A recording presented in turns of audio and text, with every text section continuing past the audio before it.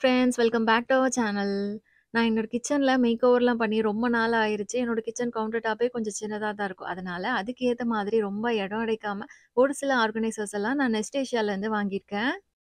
இன்னைக்கு காலையில ஒரு 2 ப்ராடக்ட் மட்டும் ரிசீவ் ஆயிருந்தது. அதுதான் இப்போ ஓப்பன் பண்ண போறேன். மத்த ப்ராடக்ட்ஸ் எல்லாம் எனக்கு கொஞ்ச நாளுக்கு முன்னாடி வந்துருச்சு. ஃபர்ஸ்ட் இது ஒரு ஸ்பைஸ் ஜார் ரேக். ரொம்ப கியூட்டா இருக்கு பார்க்குறதுக்கே. நான் முன்னாடி கிச்சன் கவுண்டர் டாப்ல கொஞ்சம் பிளாஸ்டிக் டப்பா, அப்புறம் ஒரு சில கொஞ்சமா இருக்கிற கிராசரிஸ்லாம் அந்த கவர்லயே வச்சு யூஸ் பண்ணிட்டு இருந்தேன். இனிமே வந்து அதெல்லாம் இதுல மாத்தி வச்சுற போறேன். இன்னைக்கு கொஞ்சம் ஃப்ரீ டைமும் இருந்தது. இந்த ரேக்க கிச்சன்ல வச்சா எப்படி இருக்குன்னு பார்க்கவும் ஒரே ஆர்வமா இருந்தது. அதனால சரி வாஷ் பண்ணிட்டு, எல்லாம் ரீஃபில் பண்ணி நம்ம உடனே வச்சிடலான்னு எல்லாத்தையும் வாஷ் பண்ணிட்டேன். 1 மணி நேரத்துக்கு அப்புறமா எல்லாம் நல்லா ட்ரையும் ஆயிட்டு, நான் இந்த ரேக்க கேஸ் ஸ்டவ்வுக்கு பக்கத்திலேயே தான் வைக்க போறேன். அப்பதான் நமக்கு சமைக்கிறப்போ வேலையும் ரொம்ப ஈஸியா இருந்த மாரி இருக்கும்.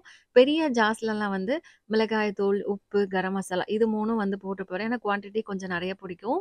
அப்புறமா அதில மீதி இருக்கிற சின்ன சின்ன ஜார்ஸ்ல கடுகு, ஜீரகம் இந்த மாரி மத்த கிராசரிஸ் எல்லாம் வந்து ரீஃபில் பண்ணேன். இந்த ஜார்ஸ் எல்லாமே பார்த்தீங்கன்னா கிளாஸ் தான். அதனால இதில பிளாஸ்டிக் ஸ்மெல் எதுவுமே இருக்காது. ஃபுட் எல்லாம் ஸ்டோர் பண்றதுக்கு ரொம்ப சேஃபா இருக்கும். அப்புறமா அந்த ரேக்கோட ஃப்ரேம்லாம் இருக்குல்ல, அது பேம்போ வச்சு மேக் பண்ணியிருக்காங்க. கிச்சன் கவுண்டர் டாப்ல வைக்கிறப்போ ஒரு நேச்சுரலான லுக்கும் குடுக்க, பெர்ஃபெக்ட்டா என்னோட கிச்சனுக்கு செட் ஆயிடுச்சு. ஃபர்ஸ்ட்டு இந்த ரேக்க கேஸ் ஸ்டவ் ஒட்டி வைக்கலாமா? இல்லன்னா கவுண்டர் டாப்ல அந்த கார்னர்ல வச்சிடலாமா? இந்த 2த்துல எங்க வச்சாலுமே வந்து எடுக்கிறதுக்கு கிட்ட தான் இருக்கும். இன்னொரு ஆர்கனைசருமே இருக்கு. ஃபர்ஸ்ட்டு நான் கேஸ் ஸ்டவ்க்கு பக்கத்திலேயே வச்சு எல்லா ஜார்ஸையும் அதுலருந்து செட் பண்ணி வச்சேன். இந்த ரேக் எப்படி வச்சாலும் பார்க்கறதுக்கு அழகா தான் இருக்கு. அடுத்த product bamboo cutlery carry with ஹேண்டிலோட வரும். நான் இந்த மாரி ஒரு ஆர்கனைசர தான் ரொம்ப நாளா தேடிட்டு இருக்கேன். நம்ம கிட்ட கட்லரீஸ் நெறைய இருக்கும். எல்லாத்தையும் ஒரே இதுல வந்து வச்சுட்டோம்னா, ரொம்ப இடம் அடைக்காது. நமக்கு தேடுறதுக்கும் இது வேலையே இல்ல. டக்குனு வந்தோமா, எடுத்தோமா, சமைச்சோமான்னு இருக்கும். இதுல மொத்தமா 4 போர்ஷன் இருக்கு. அதனால நம்ம நெறைய திங்ஸும் வச்சுக்கலாம். நான் ஃபர்ஸ்ட் இதுல என்னோட வுட்டன் ஸ்பேச்சுலாலாம் வச்சேன். இன்னொரு இதுல ஸ்டெயின்லெஸ் ஸ்டீல் ஸ்பேச்சுலாஸ் எல்லாம் வச்சுட்டேன். இன்னொரு இதுல குட்டி குட்டி ஸ்பூன், ஃபோர்க்ஸ் எல்லாம் வச்சேன். லாஸ்ட் இதுல கேஸ் லைட்டர், சிசர் அப்புறமா குக்கர் விசில் எல்லாம் போட்டிருக்கேன். இதுவும் நேச்சுரல் பேம்போ வச்சு தான் மேக் பண்ணியிருக்காங்க. இது ரொம்ப லைட் வெயிட் வுட்ல ஆயில் கோட் குடுத்துருக்கிறதுனால நல்லா ஸ்மூத்தாவும் இருக்கும். டெய்லி நம்ம யூஸ் பண்ணாலும் அது எப்பவுமே கிளீனா இருக்கும். நம்ம ரொம்ப போட்டு மெயின்டெயின் பண்ணலாம் தேவையில்ல. நான் இப்போ ஃபர்ஸ்ட்டு இந்த அந்த ஸ்பைஸ் ஜார் ரேக்க கவுண்டர் டாப் கார்னர்ல வச்சுட்டு, அதுக்கு பக்கத்திலேயே இந்த பேம்போ கட்லரி ஹோல்டர் வந்து வச்சுட்டேன். பெர்ஃபெக்ட்டா இருக்கு கேஸ் ஸ்டவ் பக்கத்தில.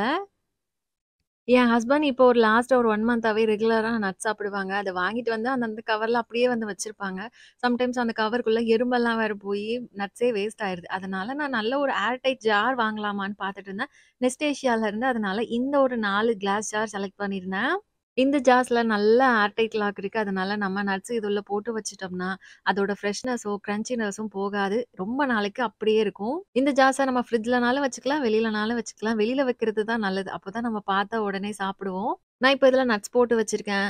நட்ஸ் வந்து தீர்ந்ததுக்கப்புறம் ஒரு வேள நான் தால் ஏதாவது போட்டு வைக்கிறேன்னா கூட, அதுல போட்டு வச்சிருந்த நட்ஸோட ஸ்மெல் வந்து வரவே வராது. ஏன்னா இது கிளாஸ்ன்றதுனால. நம்மளோட தேவைக்கு ஏத்த மாதிரி யூஸ் பண்ணிக்கலாம். கிளீனிங்குமே ரொம்ப ஈஸி. நான் ஒண்ணுல ஆல்மண்ட்ஸ், பிஸ்தா, ரேசின்ஸ், கேஷ்யூலாம் போட்டு வச்சிருக்கேன். நீட்டா இப்போ கிச்சன்ல இருக்கிற ஷெல்ஃப்ல எடுத்து வச்சுட்டேன். இது ரொம்ப இடமும் அடைக்கல, பார்க்கறதுக்கும் சூப்பரா இருக்கு. அடுத்த நாள் நான் லஞ்சுக்கு பிரியாணி தான் செய்யலான்ற மாரி பிளான் பண்ணியிருந்தேன். ஆனா வீட்ல புதினா, கொத்தமல்லி எல்லாம் ஃப்ரிட்ஜ்ல சுத்தமா இல்ல. அதனால என் ஹஸ்பண்ட் கிட்ட கடைக்கு போயிட்டு அதெல்லாம் வாங்கிட்டு வாங்கன்னு சொல்லியிருந்தேன். அவங்க கூடவே எக்ஸ்ட்ரா கீரை, கொஞ்சம் வெஜிடபிள்ஸும் வாங்கிட்டு வந்திருந்தாங்க. எல்லாமே ஃப்ரெஷ்ஷா இருந்தது. சரி வாங்கிட்டு வந்ததும் அப்பவே எடுத்து வச்சிடலான்னு அந்த வேலைய பார்க்க ஆரம்பிச்சுட்டேன்.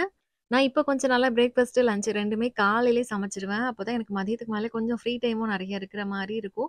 காலையில சமைக்கிறப்போ, இந்த இஞ்சி பூண்டு கிளீன் பண்றது, கருவேப்பில, புதினா, கொத்தமல்லி எல்லாம் ஆஞ்சு வைக்கிறது, இதெல்லாம் காலையில பண்ணிட்டு இருந்தா ரொம்ப லேட் ஆகும். அதனால முடிஞ்ச அளவுக்கு முந்தின நாள் ஈவினிங்கோ எனக்கு ஃப்ரீ டைம் இருக்கிறப்போ நான் பண்ணிருவேன். இப்போ வெஜிடபிள்ஸ் வாங்கிட்டு வந்ததால, இப்பவே அந்த கீரை, புதினா, கொத்தமல்லி எல்லாம் ஆஞ்சு வைக்க ஆரம்பிச்சுட்டேன். இதெல்லாம் கிளீன் பண்ணதுக்கு அப்புறமா ஒண்ணு பவுல் இல்ல வேற வேற பாக்ஸ்ல வந்து ஸ்டோர் பண்ணுவோம். அப்படின்றப்போ ஃப்ரிட்ஜ்ல நெறைய இடம் அடைக்கும். நான் அதனால தான் நெஸ்ட் ஏஷியால வந்து க்ரூவோ ஸ்டாக்கபிள் ஏர்டைட் கண்டெய்னர்ஸ் வாங்கியிருந்தேன். இதுல செட் ஆஃப் 7 கண்டெய்னர்ஸ் வந்துரும். மெயினா அது வீட்ல சின்ன ஃப்ரிட்ஜ் இருக்கிறவங்களுக்கு ரொம்ப ரொம்ப யூஸ்ஃபுல்லா இருக்கும். சின்ன ஃப்ரிட்ஜ்ல போயிட்டு வேற வேற பாக்ஸ் எல்லாம் வைக்கிறப்போ மேல ஸ்டாக்கும் பண்ண முடியாது. ஆனா இது வந்து ஸ்டாக் பண்ணிக்கலான்றதுனால ரொம்ப இடம் அடைக்காது. இந்த கண்டெய்னர்ஸ்லலாம் கீழ பார்த்தீங்கன்னா, சின்னதா பள்ளம் அந்த மாரி இருக்கும். ஏன்னா, நம்ம இதுல ஸ்டோர் பண்ற ஃபுட்ல எக்ஸ்ட்ராவா தண்ணி, மாய்ஸ்சர்லாம் இருந்தா அது வந்து கீழ இறங்கிரும். அதனால ஃபுட் வந்து நமக்கு சீக்கிரமா வேஸ்ட் ஆகாது. எப்பவும் ஃப்ரெஷ்ஷா இருக்கும். நம்மளோட தேவைக்கு ஏத்த மாதிரி எந்த ஃபுட்டுனாலும் இந்த கண்டெய்னர்ஸ்ல ஸ்டோர் பண்ணிக்கலாம். நான் இன்னைக்கு இஞ்சி, பூண்டு அப்புறமா கொஞ்சம் பட்டர் பீன்ஸ் வாங்கிட்டு வந்திருந்தாங்க. அது கொஞ்சம் மாதுளம்பழம் உரிச்சு வச்சிருந்தேன். கீரை, மல்லி இலையெல்லாம் ஆஞ்சு வச்சிருந்தேன். நான் இப்போ ஃப்ரிட்ஜ்ல வச்சு காமிக்கிறேன் பாருங்க. மொத்தமா செட் ஆஃப் 7 கண்டெய்னர்ஸ் இருக்கு. ஆனா எந்த அளவுக்கு ஸ்பேஸ் இதுக்கு போதுமான அளவுக்கு இருக்குன்னு உங்களுக்கு பார்த்தாலே தெரியும். கண்டிப்பா இது ஸ்பேஸ் சேவிங்கா இருக்கும். லிட் மட்டும் இல்லாம இந்த கண்டெய்னர நம்ம மைக்ரோவேவ் ஓவன்லயும் யூஸ் பண்ணிக்கலாம். இப்ப விளாக் அப்படியே நெக்ஸ்ட் டே மார்னிங்லேருந்து கன்டின்யூ ஆகுது. பிரியாணி தான் செய்ய போறேன். முந்தா நாளே ஃப்ரிட்ஜ்ல கட் பண்ணி வச்சிருந்த அந்த பாக்ஸஸ் எல்லாத்தையும் வெளியில எடுத்து வச்சுட்டேன். என்கிட்ட நெறைய குக்வேர்ஸ் இருக்கு. ஆனா ரீசென்ட் டேஸ்ல நெஸ்டேஷியாலருந்து பிக் பண்ண இந்த ஒரு செராமிக் பாட் எனக்கு ரொம்ப பிடிச்சு போச்சு. இது பார்க்கறதுக்குமே கியூட்டா இருக்கு. அதே மாரி இதுல சமைக்கிறதுக்கும் ரொம்ப ஈஸியா இருக்கும். கீழ வந்து நம்மளுக்கு அடி புடிக்கிறது, அந்த மாரி பிரச்சனையே கிடையாது. ஏன்னா, இதுல சர்ஃபேஸ் செராமிக் கோட்டிங்ல இருக்கிறதுனாலே நம்மளுக்கு வந்து குக் பண்றப்போ சுத்தமா அடி பிடிக்காம நல்லா ஸ்மூத்தா இருக்கும். நான் இப்ப ஃபர்ஸ்ட்டு பிரியாணிக்கான மசாலா தனியா ரெடி பண்ணிற போறேன். அப்புறமா அரிசி தனியா வேக வச்சு தம் பிரியாணி மாதிரி தான் பண்ண போறேன். நம்ம எப்பவும் பிரியாணி பண்ற மாதிரியே தான் வெங்காயம், தக்காளி, பச்சை மிளகாய்லாம் போட்டு நல்லா வதக்கிட்டு, அதுக்கப்புறமா கிளீன் பண்ணி வச்சிருந்த சிக்கன் கூடவே மசாலா பவுடர் எல்லாம் சேர்த்துட்டேன். இப்போ சிக்கன் அந்த மசாலால நல்லா வந்து குக் ஆகி வரணும். எண்ணெய் பிரியணும். அது வரைக்கும் நம்ம வேக வச்சுக்கலாம். இந்த டைம்ல நான் பாஸ்மதி அரிசி பிரியாணிக்காக தனியா வேக வச்சுற போறேன். நம்ம எப்பவுமே ஏதாவது ஒரு ஃபுட் குக் பண்ணிட்டு இருக்கோம்னா, அந்த மூடி வச்சிருக்கிற பாத்திரத்த தொறந்து தொறந்து பார்த்துட்டே இருப்போம். அது வெந்துச்சா? வேகலையா? அடி புடிச்சுச்சா? இல்லையான்ற மாதிரி. இனிமே அந்த பிரச்சனையே இல்ல. ஏன்னா கிளாஸ் குக்கிங் பாட்டே இருக்கு. இதுவும் நெஸ்ட் ஏஷியாலேருந்து வாங்கினது தான். நான் ஃபர்ஸ்ட்டு இதில தண்ணி ஊத்திருந்தேன். தண்ணி சூடானதும் அரிசி போட்டுட்டேன். இப்ப இத மூடி வச்சதுக்கு அப்புறமா நம்ம வந்து அத தொறந்து போய் பார்க்கணும்னு தேவையில்ல. அரிசி எந்த அளவுக்கு குக் ஆயிருக்குன்றது நமக்கு வெளியிலேருந்து பார்க்குறப்பவே விசிபிளா தெரியும். நான் இப்ப பாஸ்மதி அரிசி தான் வேக வச்சிருக்கேன். பாஸ்மதி அரிசி பிரியாணிக்கு கரெக்ட்டா 90% வெந்தா தான் நல்லாருக்கும். ரொம்ப ஓவரும் குக் ஆயிறக்கூடாது. இது டிரான்ஸ்பரன்ட்டா இருக்கிறதுனால, அரிசி எந்த அளவுக்கு வெந்திருக்குன்றது எனக்கு இப்ப பார்க்குறப்பவே நல்லா தெரியுது. இதுல லிட்ல வந்து சின்னதா ஸ்டீம் வெண்ட் இருக்கு. அதனால நல்லா வந்து சூடானதுக்கு அப்புறமா நமக்கு பொங்கி வழியிற பிரச்சனை இருக்காது. இருக்கிற பிரஷர் வந்து கொஞ்சமா அது வழியா வெளியில போயிரும். இந்த கிளாஸ் குக்கிங் பாட்ல நம்ம ஹாட் அண்ட் கோல்ட் ஃபுட் 2க்குமே வந்து யூஸ் பண்ணிக்கலாம். நான் இன்னைக்கு இது வந்து ரைஸ் குக் பண்றதுக்காக யூஸ் பண்ணியிருக்கேன். இன்னொரு நாள் டெசர்ட் எதா பண்ணணும். ஃப்ரிட்ஜ்ல வைக்கிறதுக்கு கூட யூஸ் பண்ணிக்கலாம். இப்ப ரைஸ் பெர்ஃபெக்ட்டா வெந்துருச்சு. நான் அத வந்து தண்ணியெல்லாம் வந்து எடுத்து வடிச்சு வச்சுட்டேன். இப்போ சிக்கன் பார்த்தீங்கன்னா, பெர்ஃபெக்ட்டா வெந்து நல்லா எண்ணெய் பிரிஞ்சு அந்த கிரேவி ரெடி ஆயிட்டு நான் எனக்கு கம்மியான குவான்டிட்டில தான் பிரியாணி பண்ணியிருக்கேன். அதனால 2, 3 லேயராலாம் போடல. ஒரே லேயரா வந்து ரைஸ் போட்டு வச்சுட்டு போறேன். இந்த செராமிக் பாட் தம் போடுறதுக்கெல்லாம் பெர்ஃபெக்ட்டா இருக்கும். சுத்தமா நமக்கு அடி பிடிக்காது. நல்லா சூடாவும் இருக்குன்றதுனால, சூப்பரா தம்ல பிரியாணி ரெடி ஆயிரும். 15 மினிட்ஸ்க்கு அப்புறமா தான் நான் செராமிக் பாட்டே ஓப்பன் பண்ணேன். கொஞ்சம் கூட அடி பிடிக்காம சூப்பரா தம் பிரியாணி ரெடி ஆயிடுச்சு. மதிய லஞ்ச் இன்னைக்கு சூப்பரா சாப்பிட்டாச்சு. சிக்கன் தம் பிரியாணி கூடவே ஆனியன் ரைத்தா.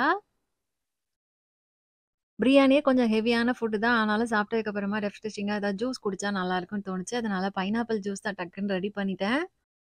நல்ல ஸ்பைசி ஃபுட் சாப்பிட்டதுக்கு அப்புறமா இது குடிக்கிறப்போ நல்ல கூலாவும் இருக்கும். இது டைஜஷனுக்கும் நல்லது. ஜூஸ் வச்சிருக்கிற இந்த ஜக்குமே நெஸ்டேஷியாவோடது தான். இந்த மாரி டேபிள்ல வச்சு சர்வ் பண்றப்போ அது பார்க்கறக்குமே ரொம்ப எலகன்ட்டா இருக்கு. இந்த ஜக்கோட வர லிட் வந்து நல்லா டைட்டா இருக்கும். நம்ம அது சர்வ் பண்றப்போ கொஞ்சம் கூட ஸ்பில் ஆகாது. ரொம்ப ஈஸியா இருக்கும். நான் நெஸ்டேஷியாலேருந்து வாங்கியிருந்த ப்ராடக்ட்ஸ் எல்லாம் ரொம்ப, ரொம்ப யூஸ்ஃபுல்லா இருக்கு. நம்மளோட வேலையும் ஈஸியாக்கிருது. இன்னுமே அவங்களோட வெப்சைட்ல நெறைய ப்ராடக்ட்ஸ் இருக்கு. நம்மளோட தேவைக்கு ஏத்த மாதிரி செலக்ட் பண்ணி வாங்கிக்கலாம். இந்த எல்லா ப்ராடக்ட்ஸோட லிங்க், வெப்சைட்டோட லிங்க் எல்லாம் நான் டிஸ்கிரிப்ஷன்ல குடுத்துருக்கேன். உங்களுக்கு தேவைப்படுதுன்னா செக் பண்ணி பார்த்து வாங்கிக்கோங்க. இந்த விளாக் இதோட முடியுது. உங்க எல்லாருக்கும் இந்த வீடியோ பிடிச்சிருக்கும்னு நெனைக்கிறேன். பிடிச்சிருந்தா இந்த வீடியோக்கு ஒரு லைக் பண்ணிட்டு, நம்ம சேனல் ஃபர்ஸ்ட் டைம் பார்க்குறீங்கன்னா கண்டிப்பா சப்ஸ்கிரைப் பண்ணிக்கோங்க. நெக்ஸ்ட் இன்னொரு விளாக்ல பார்க்கலாம். பாய்.